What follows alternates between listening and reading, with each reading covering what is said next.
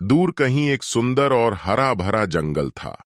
उस जंगल में बहुत सारे जंगली जानवर और पक्षी रहते थे। जंगल के सभी जानवर और पक्षी खुशी खुशी अपनी जिंदगी बिता रहे थे। उसी जंगल में खरगोशों का एक परिवार भी रहता था। सभी खरगोश अपनी जिंदगी मजे से जी रहे थे। एक दिन जंगल में एक लोमड़ी आई। जब उसने देखा कि जंगल में बहुत सारे जानवर हैं, तो उसके मुंह में पानी आ गया। लोमड़ी ने सोचा, अब मैं यहीं रहूंगी और रोज शिकार करके खाऊंगी। जंगल के सभी जानवर लोमड़ी को देखकर डर गए। लोमड़ी ने सभी जानवरों के सामने ऐलान किया, मैं हर रोज एक जानवर का शिकार करूंगी। लोमड़ी की बात सुनकर सभी जानवर डर गए, क्योंकि लोमड़ी बहुत ताकतवर और खतरनाक थी, इसलिए उन्होंने उसकी बात मान ली।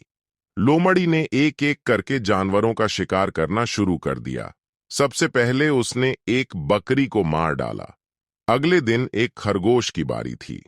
सभी छोटे खरगोश बहुत डरे हुए थे, लेकिन उनमें से एक समझदार और बहादुर खरगोश डरने की बजाय आराम से खाना खा रहा था। उसने बाकी खरगोशों से कहा, डरने की कोई जरूरत नहीं है, मेरे पास एक तरकीब है, मैं लोमड़ी को सबक सिखाऊंगा। जब छोटा खरगोश तालाब के पास खाना खा रहा था, तभी लोमड़ी उसका शिकार करने आ गई।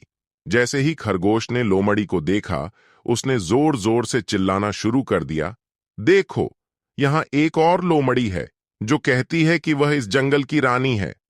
लोमड़ी को यह सुनकर गुस्सा आ गया और वह खरगोश के पास आकर बोली, कहां है वह दूसरी लोमड़ी जो मेरे जंगल पर राज करना चाहती है? खरगोश ने तालाब की ओर इशारा करते हुए कहा, वह रही, वह पानी में है। मूर्ख लोमड़ी तालाब के पास गई और पानी में झांका। उसने अपनी परछाई को दूसरी लोमड़ी समझ लिया।